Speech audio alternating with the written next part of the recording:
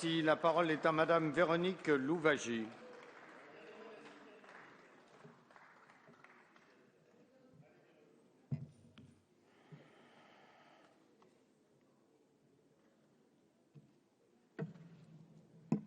Monsieur le Président, Madame la Garde des Sceaux, Monsieur le Ministre, Monsieur le Président de la Commission, Monsieur le rapporteur, mes chers collègues. Le projet de loi sur le mariage pour tous, après avoir été pour le gouvernement et pour vous, collègues de la majorité, un enjeu de société, devient aujourd'hui un problème de société.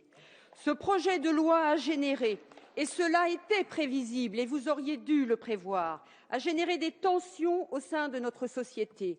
Ces tensions se transforment en violence. Je rejoins les propos de mes collègues Jean-Frédéric Poisson et Laurent Wauquiez qui dénoncent, qui déplorons ces violences. Mais cette situation était prévisible. Il est à se demander, et je m'interroge, si vous ne voulez pas aujourd'hui reproduire un 21 avril bis avec une crise morale profonde de notre pays, et plus une faillite morale. En effet, convenez que la précipitation, l'absence de débat génère des déceptions fortes, voire des frustrations. L'opinion publique se retourne, plus grave, se radicalise, et les enquêtes d'opinion traduisent désormais cette nouvelle donne. Selon le dernier sondage publié vendredi dernier par Le Parisien aujourd'hui, 55% des Français sont désormais, Madame la Garde des Sceaux, opposés à votre projet de loi. Même si la loi ne se fait pas dans la rue et toute forme d'outrance doit être condamnée, il convient d'admettre que vous avez tout mis en œuvre sur un plan strictement parlementaire pour cadenasser les débats à l'Assemblée nationale à l'occasion de cette seconde lecture.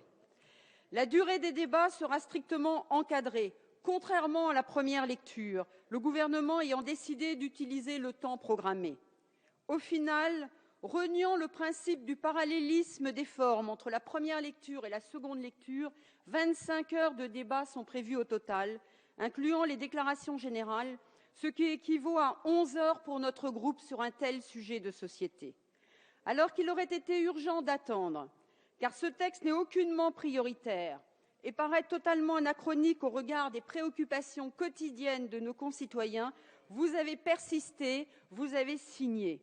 Ce passage en force est absolument inadmissible et ne nous permet aucunement de procéder à une analyse réfléchie et approfondie de ce projet de loi amendé par le Sénat.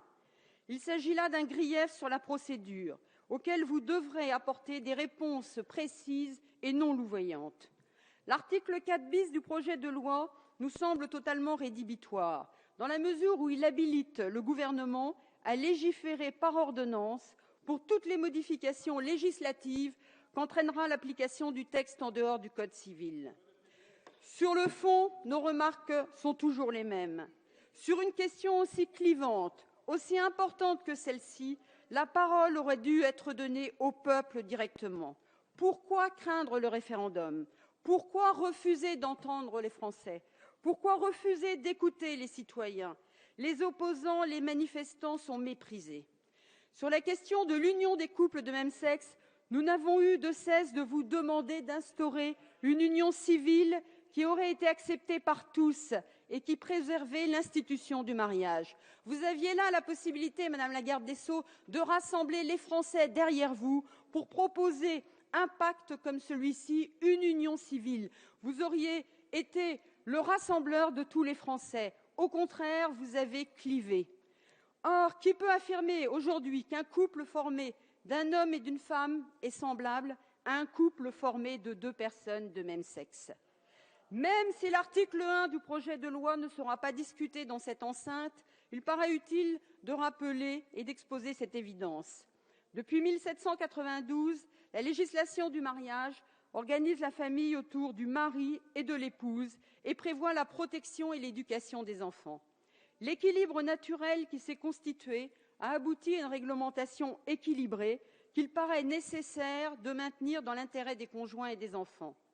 La politique étant souvent l'art de la répétition, je réitère ici mon opposition ferme à l'adoption d'enfants par des couples de même sexe.